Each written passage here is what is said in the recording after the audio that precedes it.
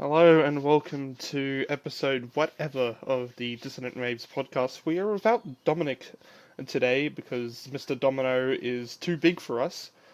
That He's is, acting. yeah, man.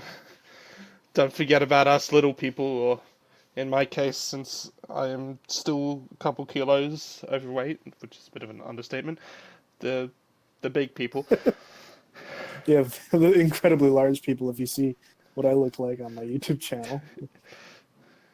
Yeah, moving on from that.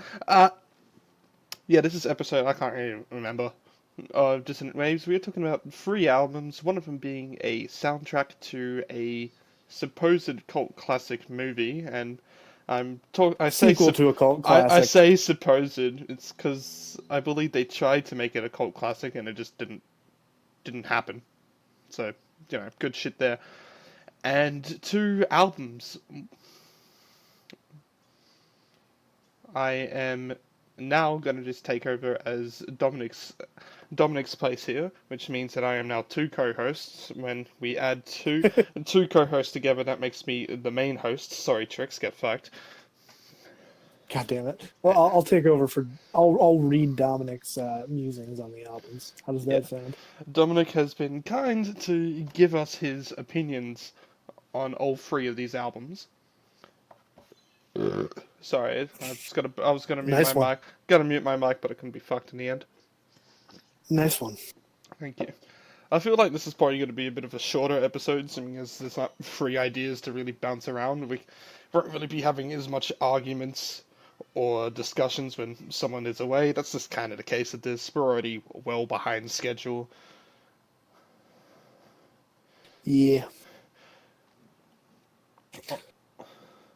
So let's see here. Where do you want to start? You want to start with the one we don't really want to talk about too much? I never watched this movie. We are going to be talking about, to start off with, Shock Treatment, which is the sequel to the Rocky Horror Picture Show, or supposed sequel. I don't really know. I haven't seen either, so I can't go out judging the movie. In the end, it shouldn't matter. I feel like this album really only works with the context of the movie, and Yeah. it puts us into kind of a grey area. It's an album should always just be good, even if you don't have the context to it anyway, and context is always something that can make an album much more enjoyable, and I feel like I'd enjoy this a lot more with the context. However, I don't have the DVD for this movie. I don't have enough time to go start hunting online online for it. I think we had the I went VHS, to. but no VCR, so I went hunting for it. You can't stream it. fuck. Yeah. Like it wasn't on. I checked Netflix. I couldn't buy it on Google Play Music. I couldn't buy it on PlayStation. I couldn't buy it on anything. I looked up, and apparently it was like its first release. I think was in Australia for VHS. I could be wrong about that. Goddamn. I could be wrong about that. Well, I think isn't it Richard O'Brien who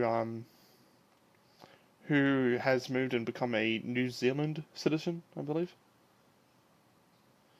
I did a little bit of That, research into this, but not enough to really confirm any of the shit I'm saying here. I didn't do any research into it at all. I Apparently, just we're got it. supposed to kind of hate Richard O'Brien, and I only saw like he said that trans women aren't real women, and that's the only Yeah. controversy. I don't agree with that view, but man, I've Here, let seen me hop on his Wikipedia page right now. I've seen more to hate about Richard people, but I don't know. I just O'Brien.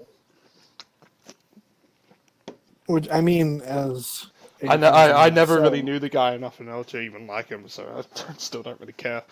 like I liked Rocky Horror Picture Show. I will say that I really enjoyed that. I've never watched it. It was good. He's still alive, it seems. He's in New Zealand. Yeah, no, I know he's still alive. Yeah. He voiced characters in Phineas and Ferb. He voiced the character's father. What? What? I never even watched that show either. He was the voice of the Phineas and Ferb's father. The fuck? Okay, let's see here. Personal life. Yeah. Oh man. Ooh, yeah, this controversy. Hey, I like this guy that I'm researching. Let me search up. Oh, controversies. Surely this can't ruin my opinion. That's always how it works. Yeah, insert actor, insert musician there. I mean, we got the with a fresh update with more Sticky Fingers controversy over the weekend, so that's just getting more fun. Man, it's a good time to still think Land of Pleasure is a great album, isn't it?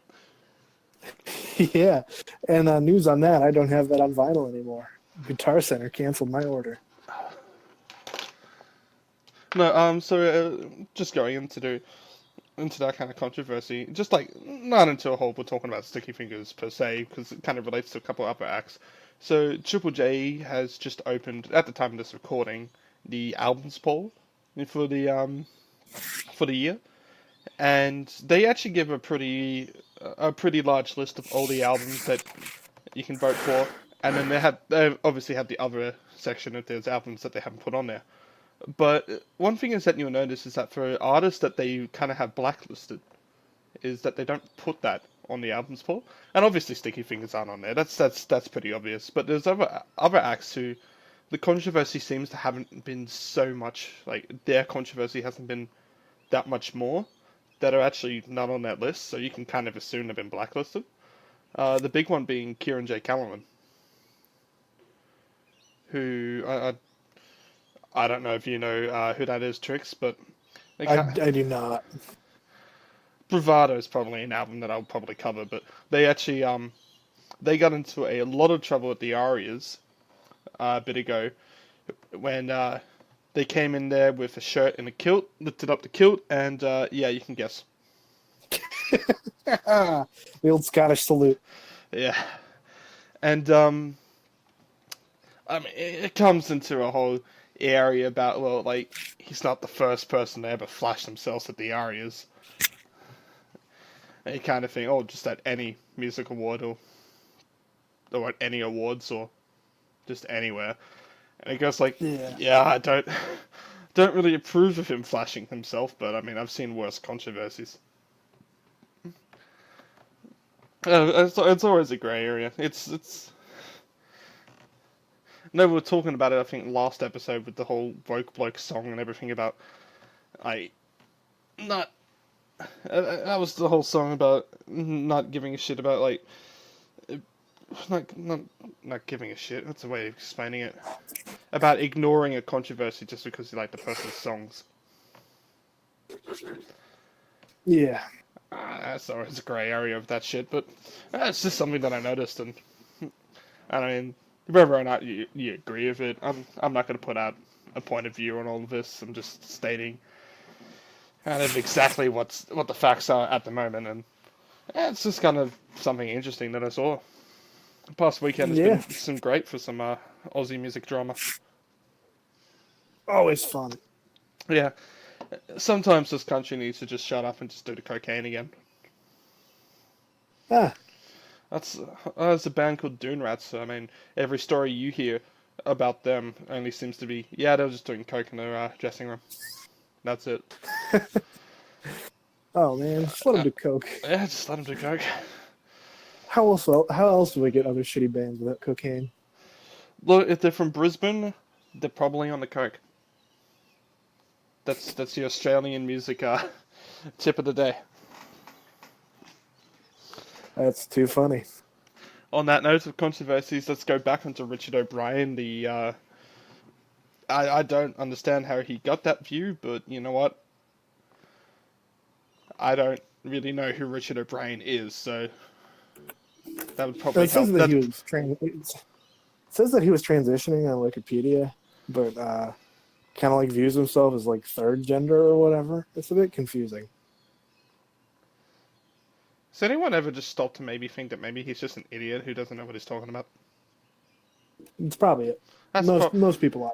I don't know. Sometimes we all just like kind of just look at celebrities or stuff like that and just go like, we never really kind of just stop to truly think that they just don't know what they're talking about, but they kind of just keep talking because they feel like they have to.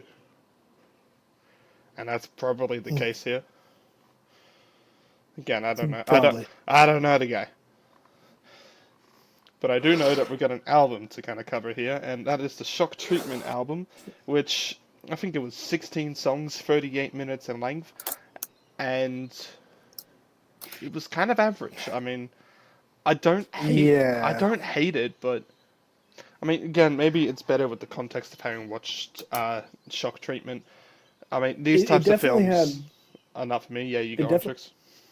it definitely had some Rocky Horror Picture vibes, which is totally understandable because it's a supposed sequel to it. Hmm. And like I'm like, okay, yeah, this feels familiar, but a bit too different. I mean, Like I'm obviously gonna have to try and find the DVD. I need to watch it. I've never listened to the full Rocky Horror soundtrack. I've only heard a couple songs of it, like everyone Have else you heard has. Have you heard Time Warp? Of course, I've heard Time Warp. Everyone has fucking heard Time Warp. You've and Sweet Transvestite. Yeah, those two big ones. You've heard the soundtrack. Yep, fair enough. And I mean, those two songs, though, with my limited memory of them, I would say were probably a lot more enjoyable than anything off this. I do think there was a couple highlights, like an actual, yeah, this is alright. I'm having a bit of fun with this. Like, oh fuck, let me just get the track listing up here because I will I say remember them when I say that. one big advantage that Rocky Horror Picture Show had over Shack Treatment was Tim Curry. Ah, yeah, yeah. Tim Curry played the transvestite, didn't he?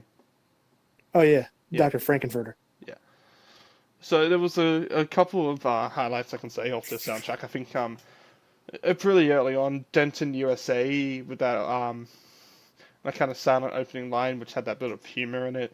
I actually think the highlight of this, assuming as this is an album that is supposed to kind of have a lot of humor in its songwriting, I'd actually think that the highlight is "Thank God I'm a Man," which is that big satirical thing of kind of masculinity. I actually think that was kind of Yeah. the funniest song off here. I think some things are kind of really boring. I felt like a lot of this kind of just overstayed its welcome as well, which is bad in a relatively short soundtrack. Rocky Horror Picture Show did that sometimes too. Yeah. Like some of the songs just dragged down. And I mean, someone gave you a bit of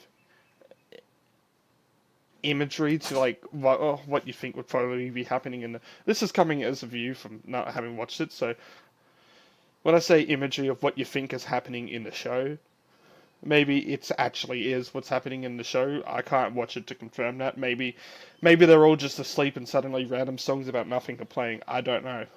It would probably be a better cult movie, but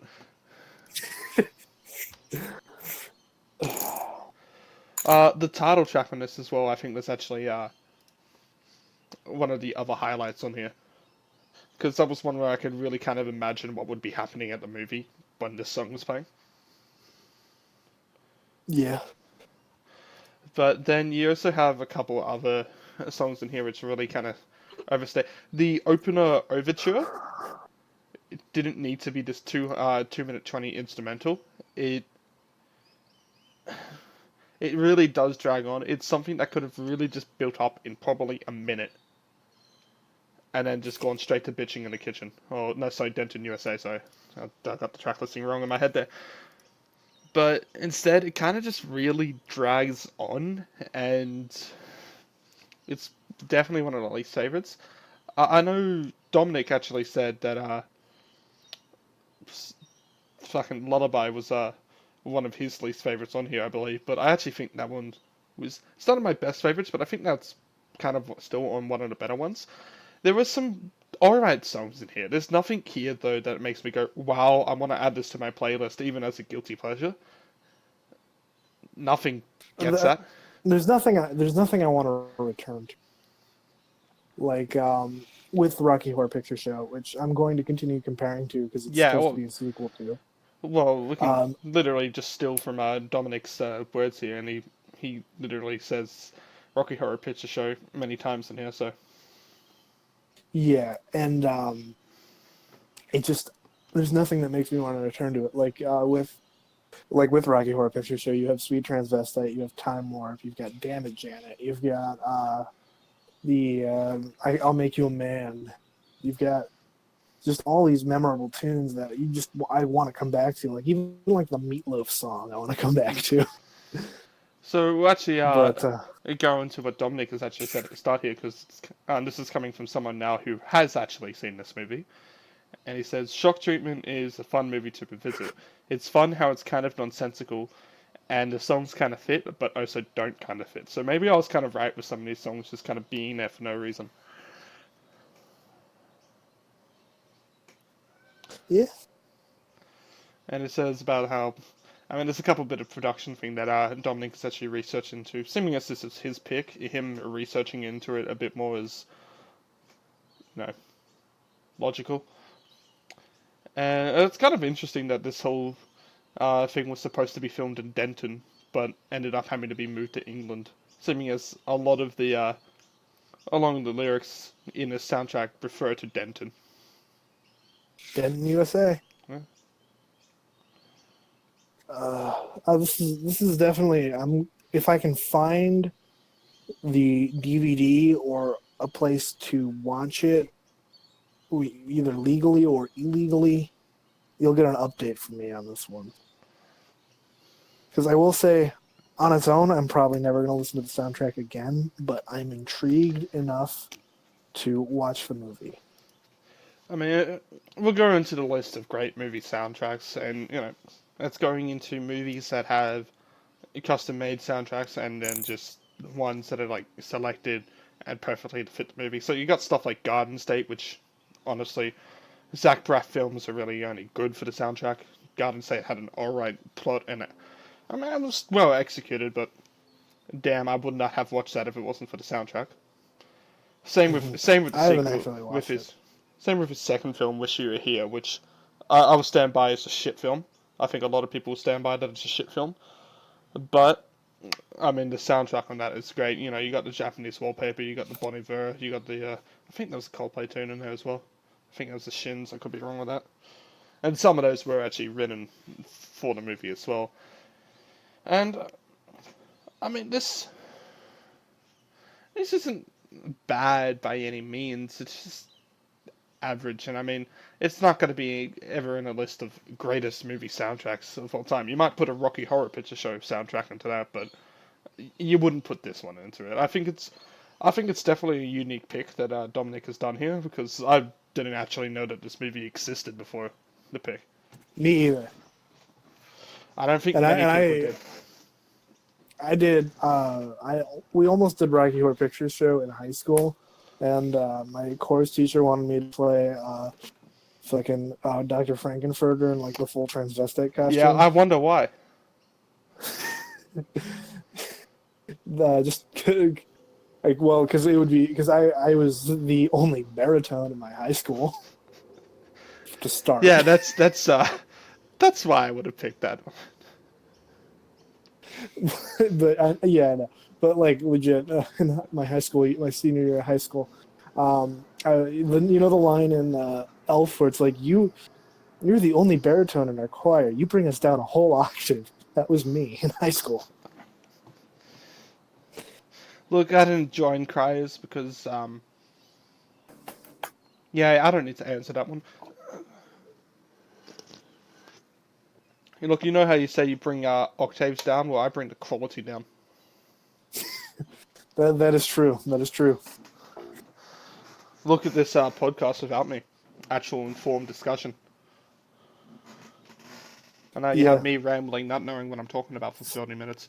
Yeah, you're the prime shit poster of this podcast. Anyway, there's not much more to talk about this one, seeming as I didn't give it probably as much listens as I could do to remember every single moment of this. I think Turks didn't do that either. But no, I only listened to it honestly. I still listen to it enough to kind of judge an opinion of this.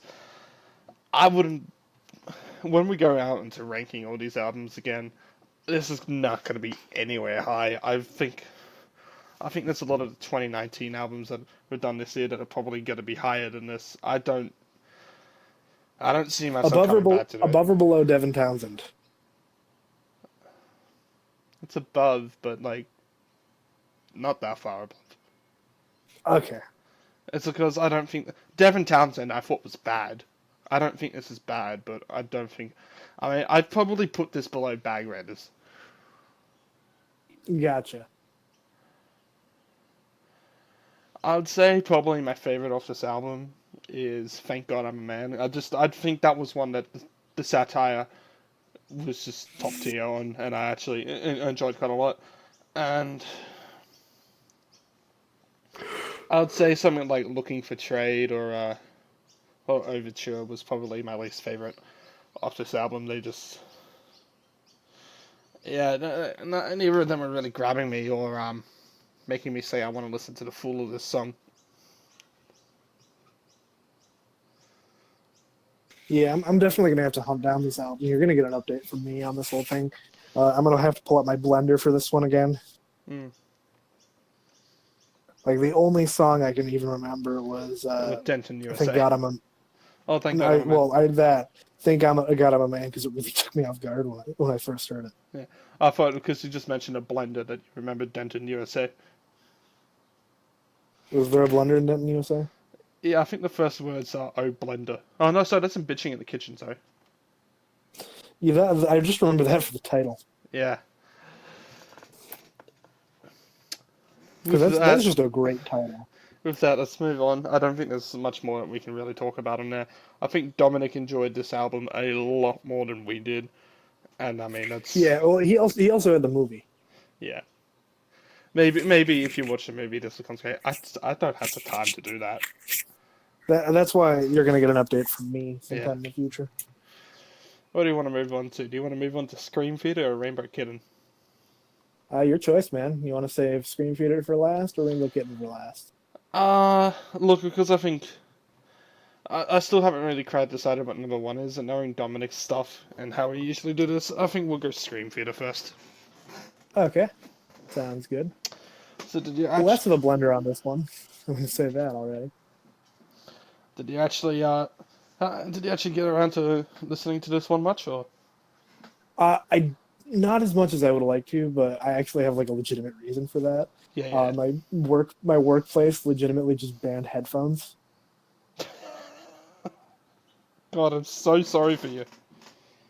Yeah, well, I just bought a Bluetooth speaker, so No headphones, alright, everyone's listening now. yeah, that's basically it. They're gonna enjoy some Slayer on Monday. Oh, fuck, just play Raining Blood 24/7.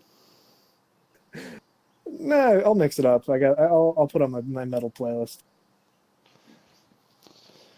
So, Scream Feeder is what they consider themselves to be as a pop rock band, but this album is anything but. That started off, I think, I think they were Brisbane, but it could be Melbourne. I'm pretty sure it's Brisbane. So they're on cocaine. Yep. Oh, absolutely.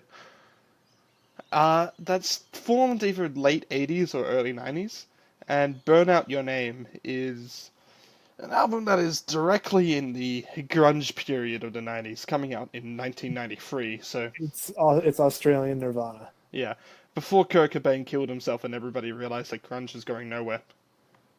Yeah. So it's the perfect time to put out this album, and I mean, yeah, this is a grunge album. Yeah, I mean, there's not much else to say. It's a grunge album. It's a good grunge album. Yeah, it starts off with the absolute banger of an opening, "Fingers and Toes," which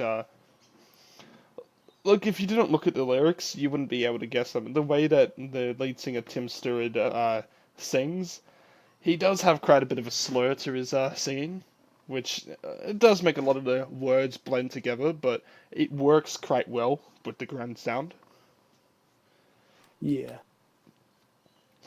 And it's the way that the song starts off. It's got this kind of just first minute intro of just heavy guitars. Just, you kind of keep crashing into each other, and then it kind of Yeah, goes very soft. dissonant. It goes soft. He starts singing, and then it kind of keeps bringing back up to his guitars to go heavy, and then the chorus is just him screaming, and it's just classic grunge track.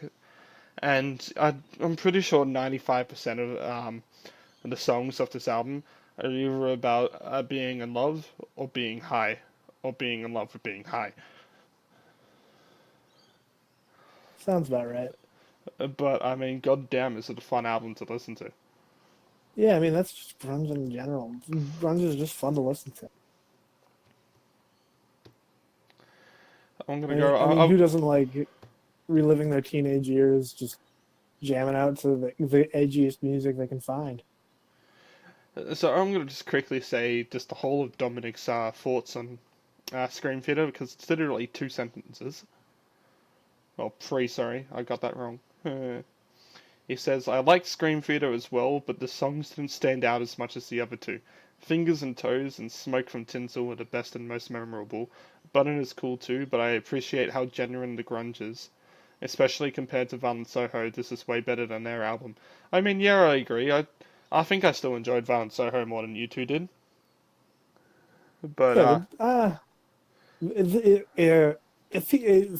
I feel like comparing them is doing a disservice to Violent Soho yeah, I think they because both have a bit of different sound. Violent Soho wasn't really grungy, it was more pub rock.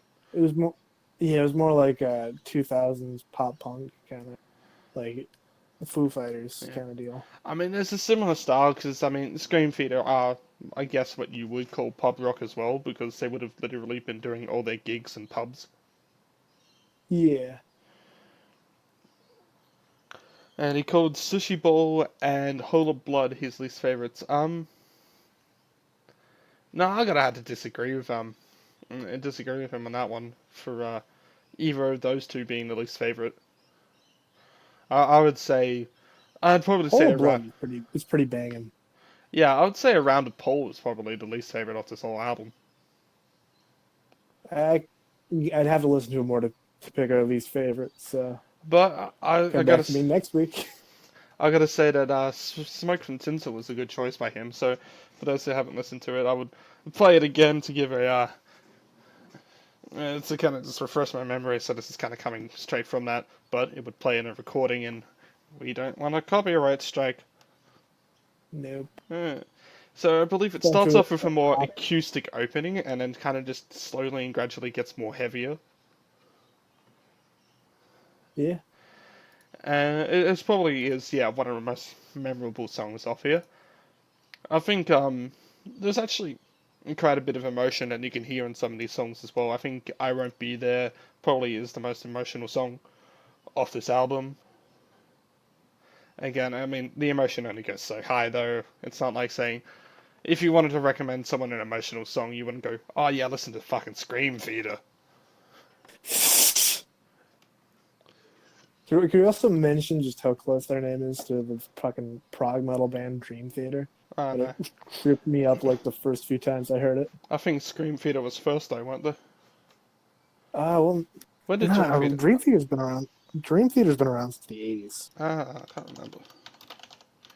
I know, it's because I know Dream Theater wasn't that new, but...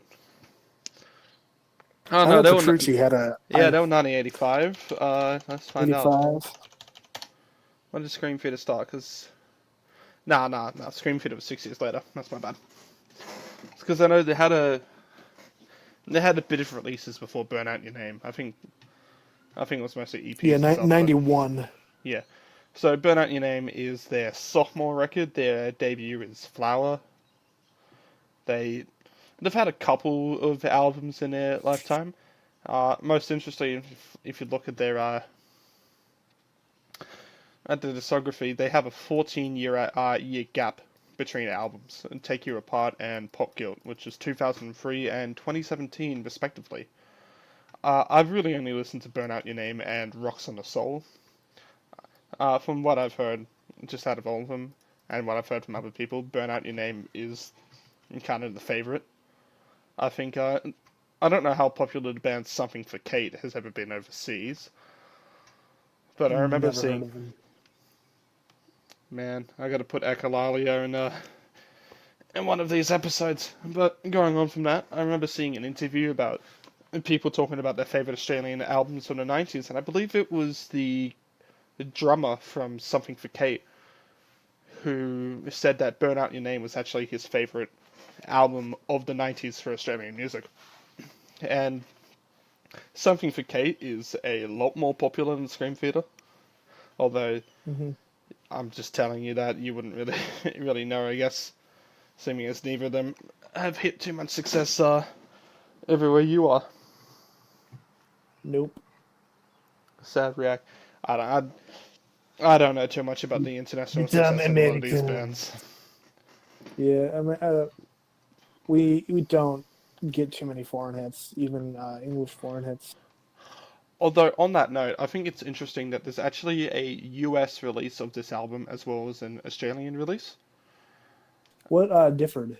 Uh, the very little, but one of the big ones is actually the opening to Goat Cheese. How did it start when you listened to it? I don't remember. I'll pull it up right now.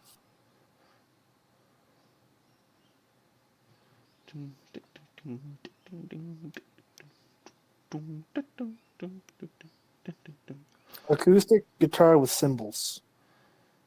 And then it goes heavy straight into that. So the I believe that's the It Australian sounds like a version. train horn. Yeah, I believe that's the A lot Australian of version. feedback. If the cover is uh A little kid with long hair. yeah, is the border of the text just in full black? Yep.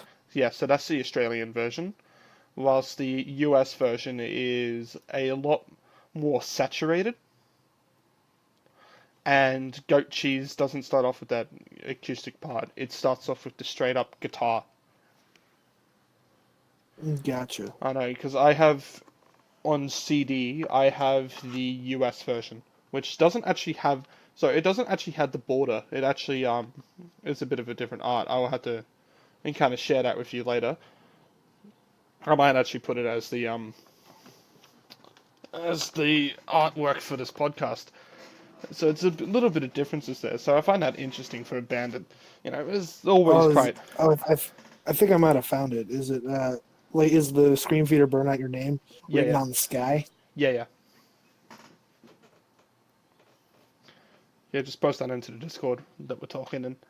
I know Yeah, advertisements for I need Discord. to let me download this image. Just So I find that interesting for a band that's obviously never had much commercial success, if any. I don't even think they got much radio play even on Triple J. I mean they did, but like not compared to other acts. I think it was their big hit was a song called High Seas, which anyone listening to this podcast, which is like 5 people, if you want if you want the perfect skateboarding song that was never in a Tony Hawk's game, I reckon Scream Feeder's High Seas takes that. yeah, that site wouldn't let me download it, so you might have to deal with a screenshot of it. I can just like literally do this. Searching. I'm I also think. on my phone, Yeah, so yeah. So I probably oh, should the have been. bass is the bass player's a woman. Yes. I forgot what her name is. Kelly Lloyd. Yeah, that would be the one. Yeah. So this I is. found a picture of her on stage barefoot playing a Rickenbacker. That's probably more appealing to you than it is to me. I like Rickenbacker basses, so I have one now. But yeah, just hitting the pedal board. Mm. Dominic is typing in this chat live updates from Dominic. Live updates from Dominic. Hello from the streets of Hello from the Chicago. streets of Chicago, y'all. And then I just write back hi. Welcome to the streets of Pennant Hills, where if you're lucky, your dad shoots you.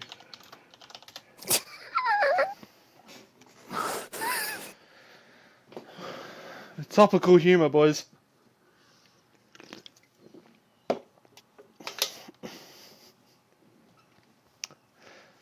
So I'm we got making a Simpsons joke. Oh wow.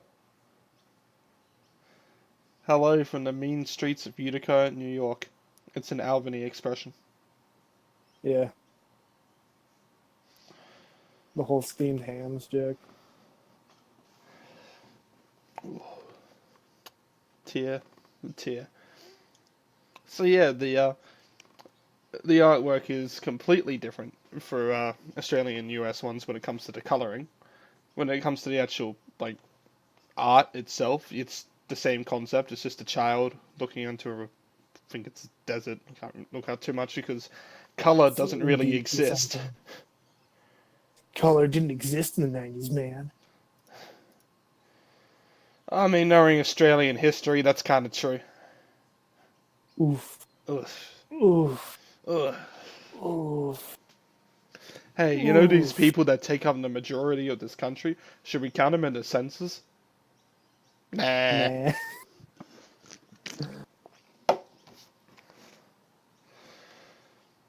But yeah, it's quite an enjoyable album from start to finish. It's the reason why I had I still do, a strong kind of argument in my head about what I'm going to put as number one here.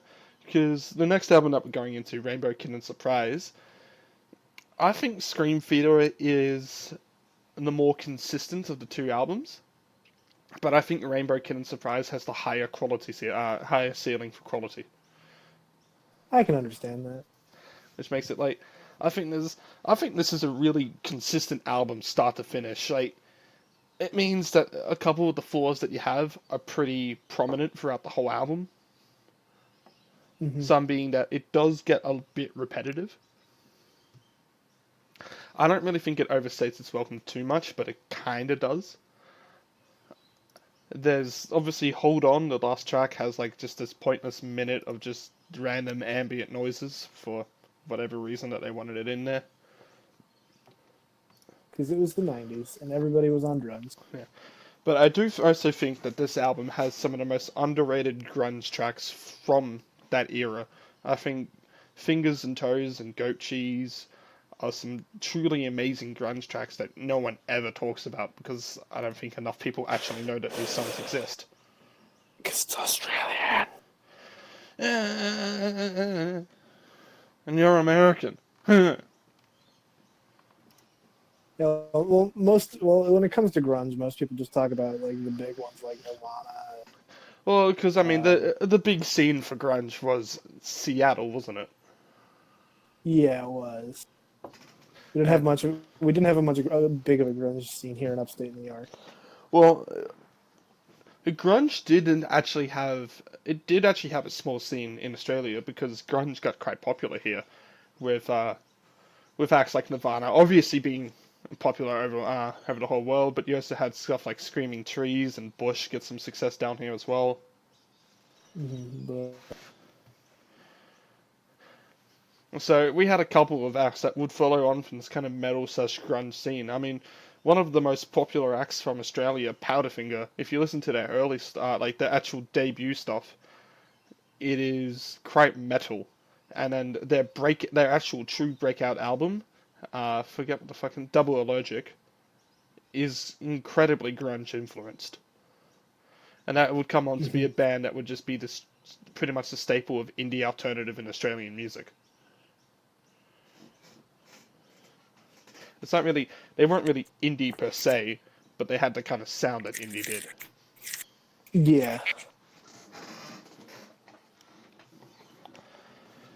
Anyway, I think that's where we're going to lead the Scream Peter as on is probably not the most to talk about out of all the albums that we have here. I think again when we're down one person, the whole discussion is a bit harder to do.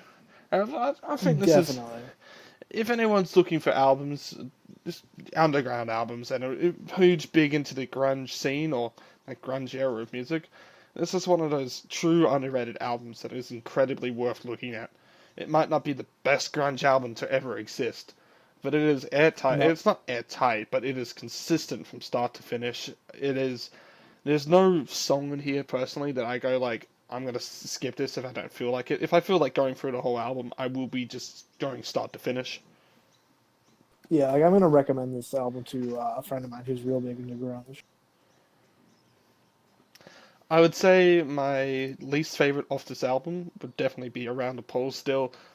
Yeah, it's it just doesn't match the rest in there. I think there's some other quality songs in here that we haven't really talked about. Like I talked a bit about I Won't Be There, but that one has a kind of emotional and kind of slowness to this album that it kind of just doesn't. It isn't really touched anywhere else in this album, but it doesn't really need to be. I think Button and Smoke from the Tinsel as well was some great stuff. I like Sushi Bowl a lot more than Dominic did, but Fingers and Toes and Goat Cheese are definitely my heavy favorites of this album. Goat Cheese probably being my direct favorite. Mm-hmm. Again, I didn't get a chance to listen to this one as much as I did, so I can't really pick a least favorite. But favorite, there were a whole bunch of highlights. Let me just go down the list. A lot of intros got me. Mm. Like the one thing I will say about this, every song has a good intro. Yeah, Fingers and Toes probably has the best intro out of the lot. Mm-hmm. The Sushi Bowl had like the great, or I think it was either Wrote You Off or Sushi Bowl had like a really like trebly kind of like almost twangy Telecaster kind of vibe to it. Oh yeah, Write Your Off is like the only song that we haven't actually talked about on here, which we should have. Write Your Off is like the only time in which you can actually understand the lyrics. I think it's Yeah. Write Your Off, now I'm missing, now I'm down for some kissing, and that's pretty much the whole song. Yeah, it starts off with like a really like simple kind of like of the time 90s grunge, light distortion sort of deal. Now a lot of the lyrics to that song are probably some of the weakest of the album. I think it does a great job of kind of really mixing volume in the song. Mm-hmm. Like it really makes you notice how the guitars work with that song and why they're so necessary to be as loud and kind of heavy as they are. Because because he will sing and it'll be like the guitars being very soft and stuff like that, and then they'll just completely pick up into it, and it's that kind of contrast that you get that really makes you appreciate those types of moments. Definitely.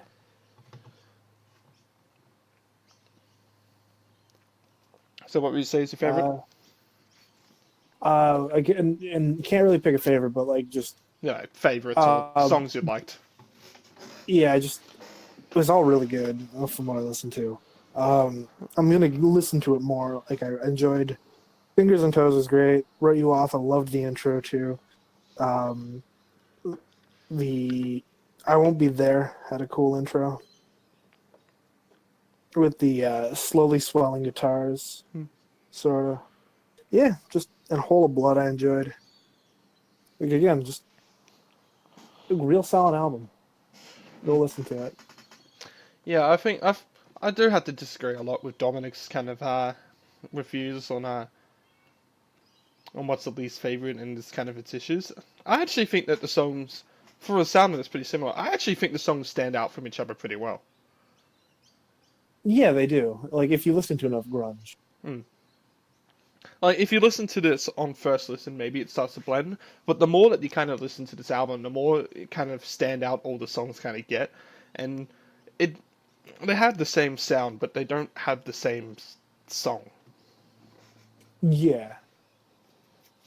I mean, it's not like Nickelback.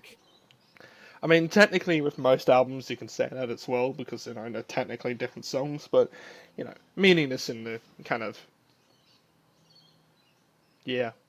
way. With that, let's move on to the last album that we're going to talk about this week. I know, short episode. We're already how long are we into this? We are not even 45 minutes into this, but we're about to get there. Rainbow Kitten Surprise. It's a weird title. How to Friend Love Freefall. And I'm going to echo what I said a bit earlier then. I think this has, out of all the albums here, has the highest peak. But I feel like there's just so much inconsistency with a lot of these songs that it kind of comes off. I feel like that works a bit in their flavor. In their favor. Like sometimes there's a couple good streaks of songs, but I also think there are some songs in here that I haven't quite enjoyed as much as the other. I think this is a good album. It does kind of contend for the number one this week, and it's probably gonna take it out, but I still don't know. Hmm. Anyway, I'll let you kind of talk a bit more about this album, seeming as it's your choice. Yeah, I actually listened to this album the day it came out, without even realizing it. Like I downloaded it on Spotify, just going through like the new indie albums, and I'm like, oh yeah, that looks cool. I put it on, and I'm just like, oh, this is a good album, and I kept listening to it. And it just one of those things where it kept growing on me, Mm. and I don't really think there's a bad song on it. Um, it it as you said, there's a really high ceiling for quality. There's a lot of they have three guitar players throughout it. They're I almost have seen them live, but they're a better band in the studio from what I've seen on their performances. Um, but Sam Mello, the singer, is openly gay. He's from the Dominican Republic. Um, Which means that now the Dominican Republic is 2 for 2 for openly gay, famous, well, not famous, just somewhat popular singers, at very yeah, least. So, but if you're from the Dominican Republic and your son's a singer, they're probably gay.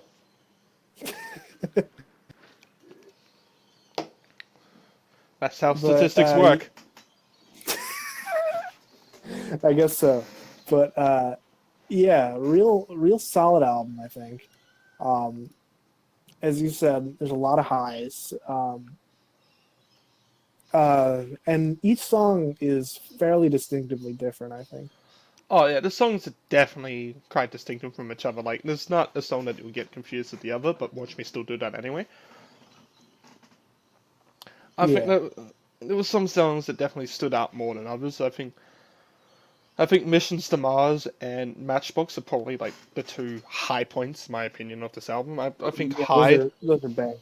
yeah, I think Hyde was alright as well, but also with that there were some other like kind of weak points. I think Holy War, I think it's a bit forgettable. Uh, Okay, I'm gonna mention since you mentioned Holy War, I'm gonna go on my eggs and toast rant. One of the lyrics for Holy War is I'm at the grocery store, I'm buying eggs and toast. And just since I heard that lyric, it's fucking bothered me. Because you don't unless it's like those mini I think toasts. you're talking about Fever Pitch. Oh, is it Fever Pitch? Yeah, yeah, Yeah, yeah. Well, let me finish my rant. yeah, yeah, yeah. There's I'm at the grocery store. I'm buying eggs and toast, Yeah, but that's the and actual lyrics. So. yeah, it's the actual lyrics, and you can't buy toast unless it's Texas toast or mini toast.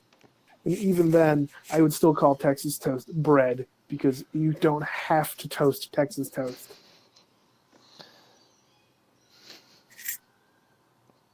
And you can't. It doesn't even fit. It doesn't even fit a rhyme, so you can just say, "I'm buying eggs and bread."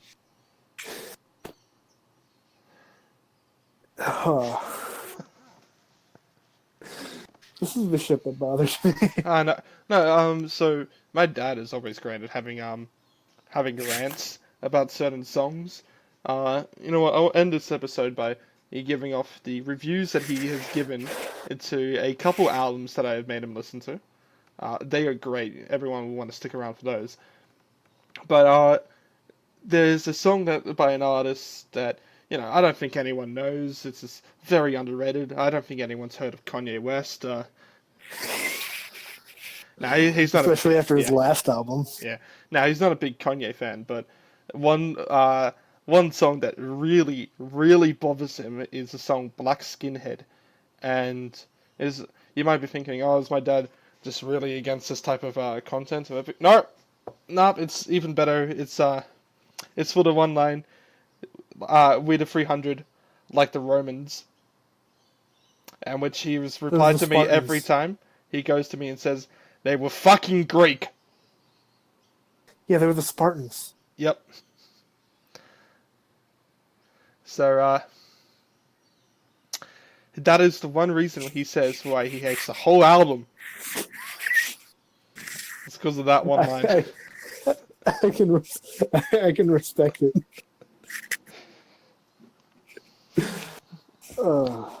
Which, knowing his views on hip hop, is probably the least racist view he's ever given me. Oof. Oof. Oof. Oof. Thanks, Dad. Oof. Thanks, Dad. I just want to enjoy Tyler.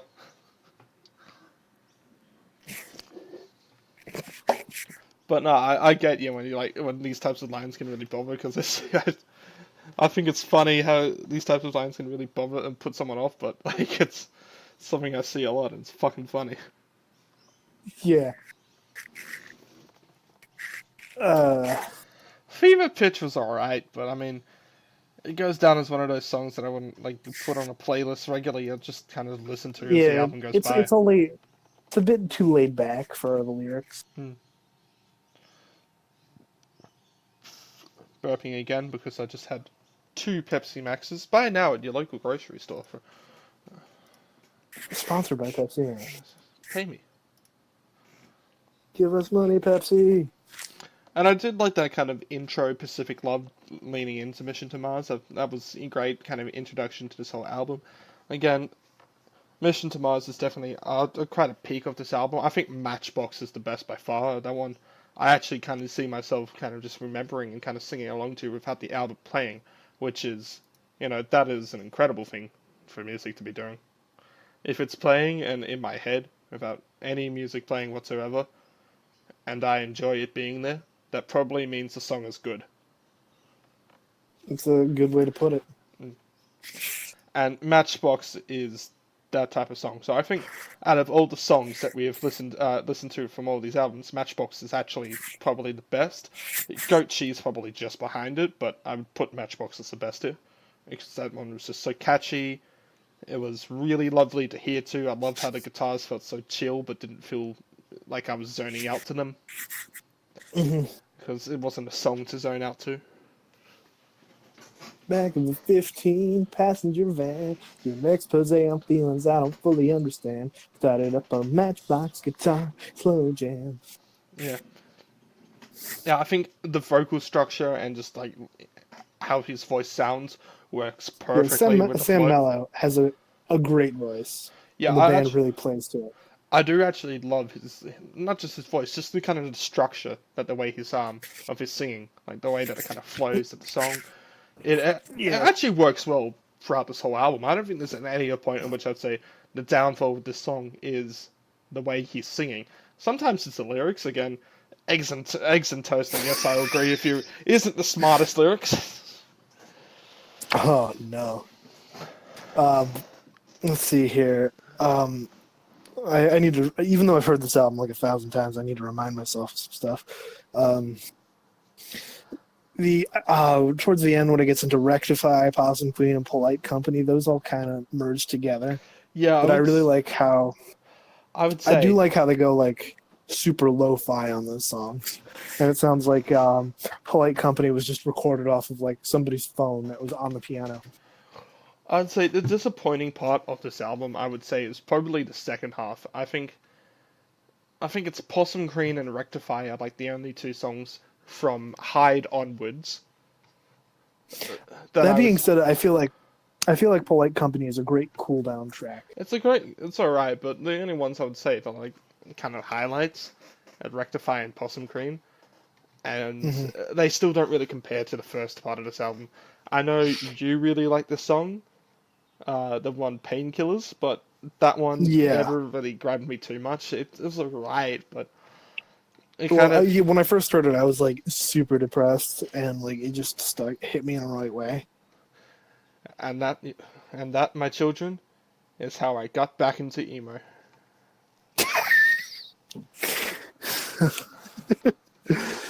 But I know it's lyrically, I actually think it's one of the more stronger ones, but just tone-wise, it kind of.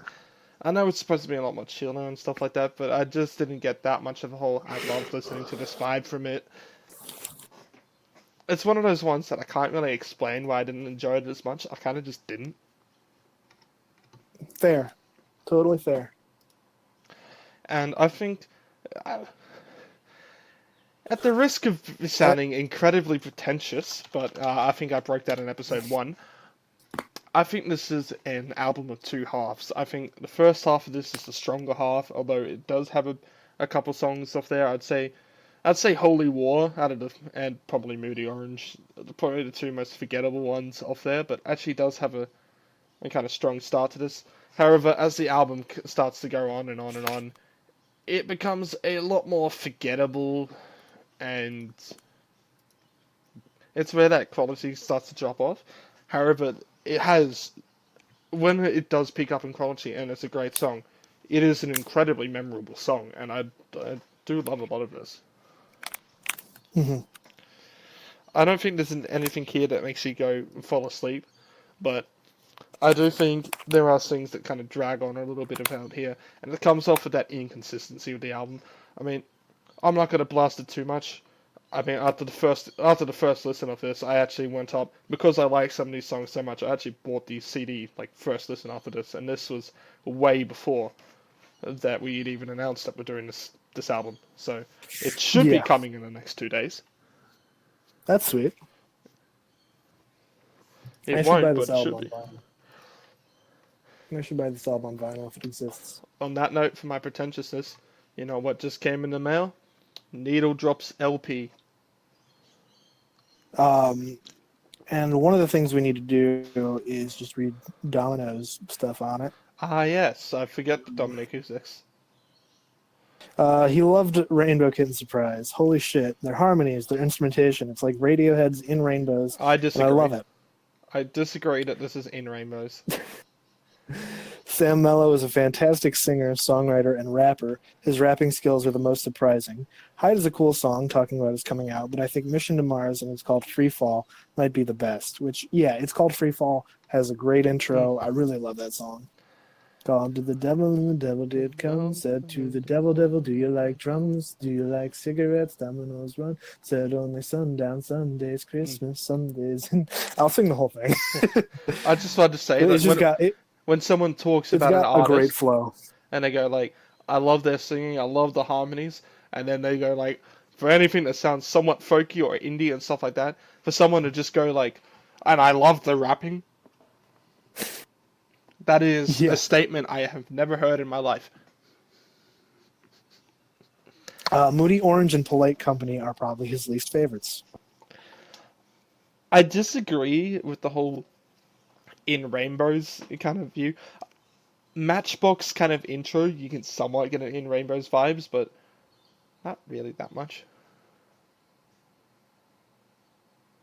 As a someone who hasn't really listened to much Radiohead, I can't say anything. I feel like Dominic enjoyed this album a lot more than I did. Yeah, It's he not to rated say. it number one. Yeah. It's not to say, oh, you fucking spoiled it. Spoiled it. It's not to say that I don't enjoy this album. Obviously, I'm still kind of on the fence of where I'm ranking this, so I'll let you rank first, probably. Just even if that's out of your ass. I feel, All I right. mean, this is a label debut for them, isn't it? I don't know. It's their third album. I don't know if the label debut though. I could be wrong. Let's see. Let's go search 'Cause, up on the internet. At some point I want to do their very first album, Rainbow Kitten Surprise. It's self-titled. I think that one hits harder and has some better songs. Believe it or not. Interesting enough, people also search for Dirty Computer, Janelle Monáe. I feel like that's Oh, you. dick. it might be a screenshot that and post it to the Discord for Dominic. Yeah, I'm going to do that right now. Where is my snipping tool? Do that. Put an arrow right there. Actually, no, that's a terrible place to put it because it covers up a text. Here we go.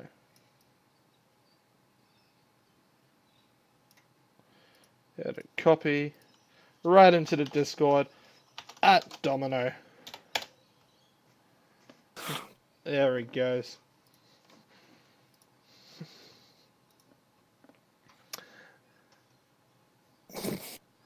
I guess, I mean, the biggest disagree I think that I have with you two is Janelle Monáe, which it's not that I don't like it. I just nowhere near enjoyed that album as much as you two seem to, Oh, that was it's a fucking great album. I will stand by that. and that's fine to Like stand by. Dominic has like he does weird picks, but like the best way. Like he'll have like he'll pull up number one out of his ass like super easily, and then follow it up with like three number threes in a row. So I just pressed the exit button, and that we are going to hear that exit sound just throughout the whole of this podcast for like 5 seconds there. Everybody's just going to comment on it now. Oh no.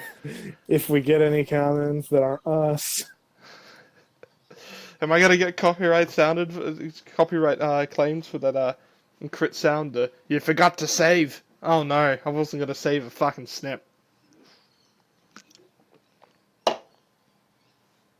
And another thing. but yeah, I got no other things. that's It's an I guess enjoyable that's album, it. but it It's a has great album. it has some flaws with it, and yeah, we'll get into the ranking. I think it's going to be a pretty similar one to what happens, but I, I I actually do give this a strong recommend to listen to because despite its flaws, there's so much quality peak. Its ceiling is so high for its quality that there are definitely some songs in here that you will absolutely enjoy. That makes this album worthwhile listening to the whole way through. Yeah, Because I feel like like I even my say. mom likes this album, which is something to say because she only likes and listens to Nico Case. The only artist that I can get my mum into is DMAs,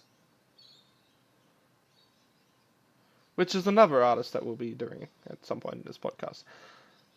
But for now, I would say my least favorites off this album is probably Moody Orange, and my favorite by far is Matchbox. It's so enjoyable listening to that one. For me, it's hard to pick a least favorite because like I've been listening to this album for 2.5 years since it came out, like at least once or twice a month because it's that good. Um, but a low point has to like I said it's a good cool down track, but that's about it. Is Polite Company, the last song. Like I think it perfectly ends the album. I can't think of anything that would be better or would be worse, anything like that for that.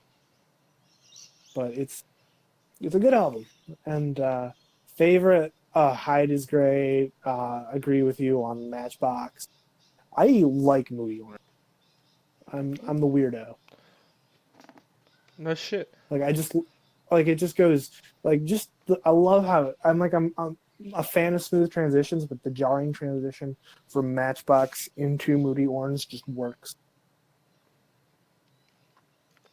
Now, before we get into the rankings of all these albums, I just wanted to, before I forget, quickly go into my dad's reviews of some underground artists and some of them that we have covered on here. So I'm going to just put out with some of his positive reviews first before we go into some classic negative reviews. So he actually liked Caro Caro Bonito when I introduced him to that.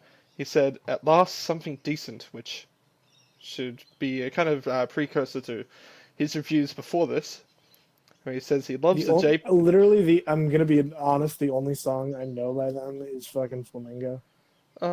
Flamingo. I love that song. Love the J-pop, K-pop vibe and the fun attitude. We'll keep these on my playlist. So my dad is a weeb. And he actually liked the Claypool Lennon Delirium, which should be no surprise. His review is it's Les Claypool. Yeah, I mean that's about it. Yeah. So here we go. Speaking of while we're on the topic of that, because I yeah. won't have another time to bring it up. Because I'm a bass nerd and I was trying to just learn it by ear, I noticed that the bass line for one of the Mr. Right, I think it was, is basically the exact same bass line as the Beatles' Taxman. That's amazing. Alright, are we ready to get into some of these beautiful negative reviews? Some of these artists you probably won't know, but one of them will be quite memorable. Black Midi, which is a London-based experimental math noise rock band. Deliberate lo-fi and self-conscious attempt to be experimental. Listen to it once and probably won't again. That's one of the kinder ones. This is my favorite, one of my favorite reviews. So I put Cry Wank onto them, which, if you haven't heard, is a London, like Manchester, I think actually, based anti-folk act, which is incredibly angsty. So here we go. Adolescent teenage angst, or in brackets, or is it a joke? One album is bad enough, but their lack of talent isn't enough for 5 albums. Found myself skipping through tracks to find something decent. That's fair. Lightning Bolt, which is industrial noise rock, which their album Sonic Citadel is. I'm not going to be talking about it much because I've chosen an Australian act for next week again, who would have thought. But their album was one of my favourites of this year. So this one hurt. He said, "Is this a joke? Unlistenable. Talentless wankers pretending to be avant-garde." He hurt my feelings, Trix. My father does that too, don't worry. Now I'm going to save the best one for last, so we'll skip through it for now. Shoo Shoo, which I showed him the cover of the whole Twin Peaks soundtrack, in which he says, "Not the Cure in disguise, but still average late 80s feel. Soul-free cover of music from Twin Peaks, missing the ethereal beauty and use of empty space from the original." Again, one of his kinder ones. Which leads us to the favourite one, which is somewhat relevant for this podcast, and Dominic will have fun hearing this again. Of Montreal. REM wannabes who still think it's the late 90s. Nothing out of the ordinary. They will probably be very popular with hipsters sipping lattes. Unlikely to ever get much radio airplay. I mean, that's accurate. That's accurate. I'm impressed with how accurate that review is, actually. Yeah. I doesn't really even... I said to him, it's like, hey, if you're listening to some of the later of Montreal that I have in there, that would probably be why you didn't like it as much, but... I mean, yeah, you still gotta have the same fucking review no matter what. Yeah. Anyway, that's some of the kindest reviews I've heard my dad give any album. Usually when it's an artist that has already had a lot more mainstream popularity, he'll just go ham into everything but the music. You know that meme about like boomers at the Thanksgiving table? You know, I'm gonna say the N-word. No, I don't. Oh, it's too relatable here. Hey, so what do you think about what do you think about this hip hop artist? Thanks, Dad.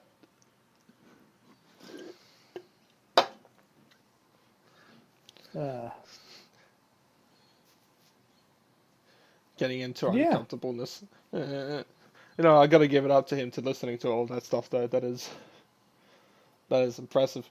I would have thought he would have given up after one act and just said, "Nah, he's giving me nothing but shit." I'll have to see if I can convince my father to play stuff. He only listens to music from the 70s. No, I give it up to my dad when it comes to music. He actually does give everything a try. He usually hates a lot of it, but he gives it a try. Which I think right now his album of the year, I'm pretty sure, is Amaryl and the Sniffers, which just sounds nothing like 70s pub rock. So his taste hasn't really changed, but he'll still listen to new stuff. So I got to give him at least credit for that. Yeah, my father thinks that music died in the 70s. Oh no, I think my dad just thinks that musicians died in the 70s. Which is true. Which is absolutely true. On that note, a lot of musicians died in the 70s. Let's go with some musicians who are yet to die and rank these 3 albums. And your third Pepsi Max. I've only had 2.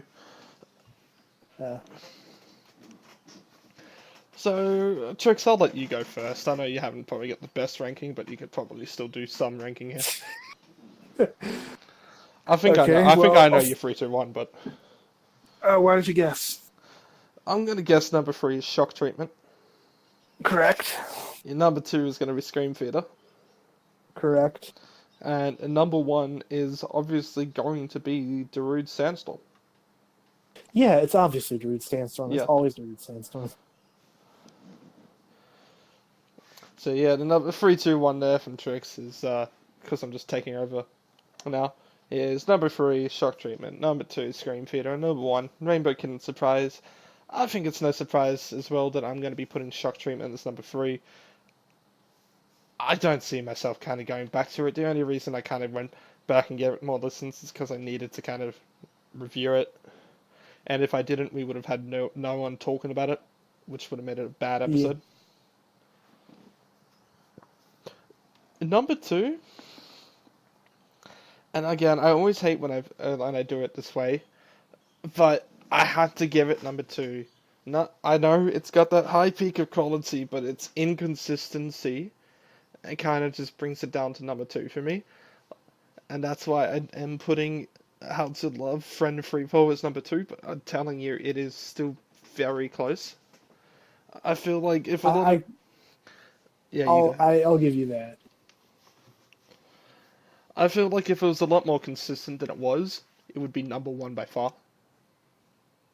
Yeah. And a lot of it made it feel like a bit of a compilation, or just got a little bit too slow. And again, you have some absolutely brilliant tracks off there, but it's just not. Albums aren't meant to be carried by a singular song. It just doesn't work that way. It's not like a team, like a sports team, in which, say because the cricket's on and you don't know cricket. Say if someone scores 500 runs, which hasn't ever happened, but one person scores 500, that is actually enough to carry the whole team. Whilst in an album, say 2.5 minutes of a song is really fucking fantastic, it doesn't make up for any other part that doesn't get into any kind of level of quality. Yeah. So number 1, kind of just barely. It doesn't get to that high peak that Rainbow Kitten does, but it's so much more consistent. And I reckon just as an album, has to go to Scream Theater's Burn Out Your Name. Very close. I mean, I could learn to even love some of those Rainbow Kitten songs a lot more, and this could change quite easily. But for now, Burn Out Your Name just barely screeches out number 1. But the most important thing is that we all agree that Shock Treatment is the worst. Except for Dominic. Let me go over Dominic's rankings real quick. Dominic has put Scream Theater as number 3, which I completely And he said disagree. Freefall might be better. Oh, and he just said Freefall might be better than Janelle Monáe. I don't disagree with that, actually, but that's only really because I don't put Janelle Monáe as high as you two do. Yeah, for his rankings are Scream Theater as number 3. Boo. Rainbow or Shock Treatment as number 2, and How to Friend Love Freefall as number 3, or as number 1. How To is a fantastic album. Shock Treatment is better than I remember in parts, but also not. And Scream Theater is cool, but just doesn't stand out as much. Which, and again, I updates. completely have to disagree with that standing out part still. I feel like that's just the one thing that he's wrong about. Like, out of everything he says, I know I'll disagree with a lot, but the only thing I'll truly say that I think he is wrong about is the whole it doesn't stand out. Mm-hmm. Yeah, I remember intros, which is something. Like, I didn't listen to this album as much as I want because they literally banned headphones at my work. And with that, so, let's get into the next week. So we are behind schedule thanks to a lot of personal commitments.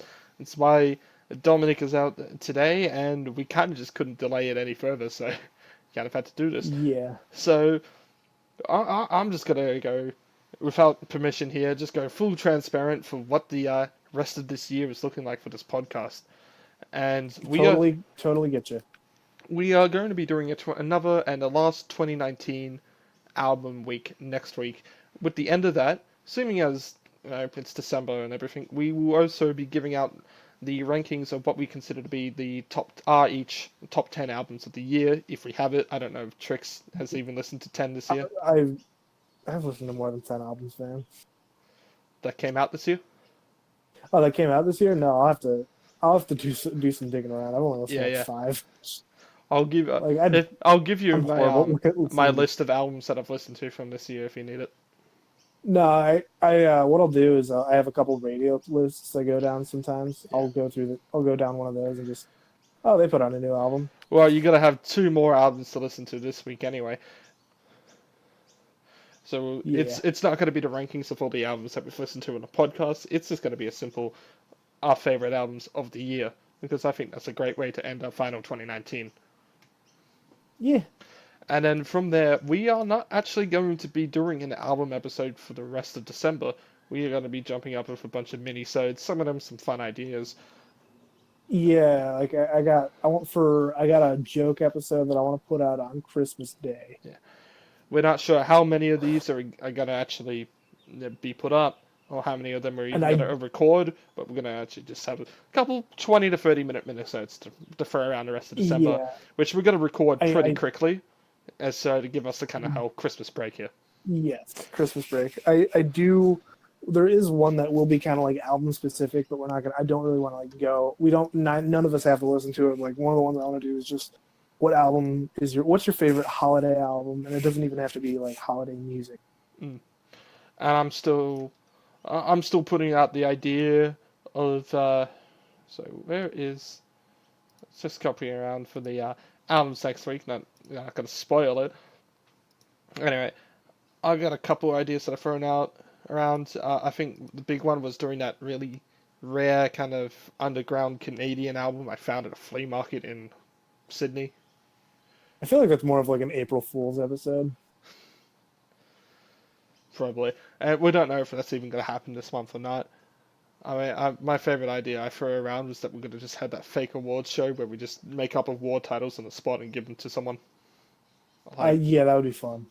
My idea was during the award for Gautier putting out an album, but that hasn't happened in a while, so no one's claimed it in 8 years. Come on, Wally. Well, I guess we should get on to what our picks for next week are. And we are going to spoil this with Dominic's pick first. Yeah. Dominic has picked whoever this fucking artist is. Low War. I can't fucking pronounce the R's. You do it, Trix. You're better at it. Hold up.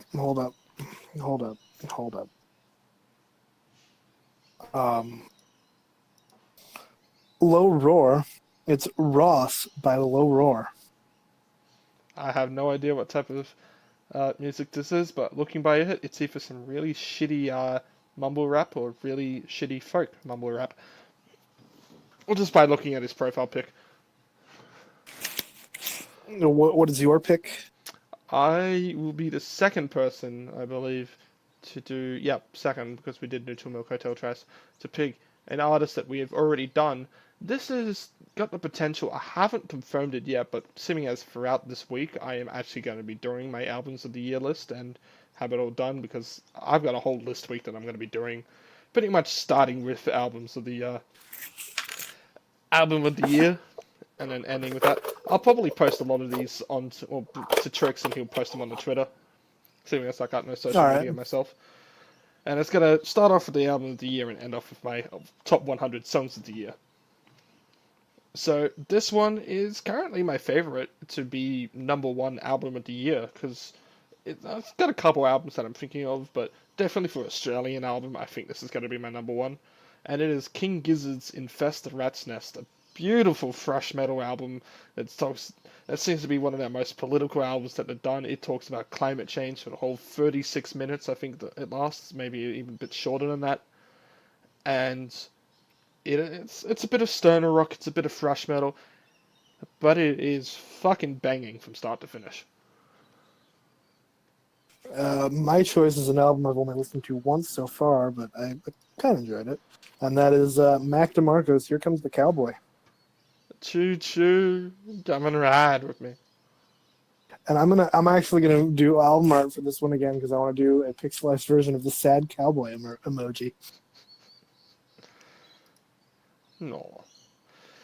Now, I hold the still controversial view. I know a lot of people did not actually like this album. They consider it Mac DeMarco's weakest, and I don't think it's his best. It might even be his weakest. But It's more Mac DeMarco, though. I do generally enjoy this album. I think there was a lot more shit take to it than a lot of people were kind of expecting, I reckon. Mm-hmm. The whole... I mean, the song Choo Choo, which I just referenced, which is just him going, choo choo, take a ride with me for 2.5 minutes. I enjoyed that. That was fucking funny. That. Like, Mac DeMarco is one of those artists that's not afraid to fuck with his fans. And you can tell, like, for this whole album, that he is just he's making the joke music that he wants to, and it's beautiful. And with funky SpongeBob. With that, it is going to be the end of episode whatever number this is.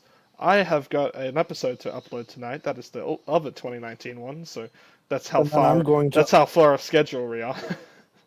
And then I'm going to upload or unlist the mini-sode we recorded last week because I already have that uploaded. And with that, that is going to be Dissonant Waves for another week. I have been Ritalin. You can catch me at my website, ritalin4kids.github.io. I also have a YouTube channel, which usually gets linked in a button below. Dominic, you can find at Dominic Chikoki, chick, boom, .twitter.com. CACO3. Yeah, Dominic C3PO at twitter.com. He also writes for Tilting Windmill Studios or something like that. I think he has a couple things with Medium. It's usually posted in the description below. There's also Dissonant Waves Twitter. We forget to post that in the description below. Just search up Dissonant Waves Twitter on Twitter. I've been Tricks. You can catch me at procrastronaut_ on Twitter. That's procrastinating astronaut with an underscore at the end of it. And you can also catch me on my YouTube channel now because I have a video up where I'm talking about basses. And that's Moonchild. And I don't have a profile picture yet, and I really need to change that. Just get a picture of the moon smiling at you. I'll probably go for what I'll probably do is I'll probably take that like molester new moon sort of thing emoji. You know the one I'm talking about? I'll post it in the Discord. Anyway, I feel a coughing fit coming up, and I don't want to do that on recording. So see you next time. See you next time.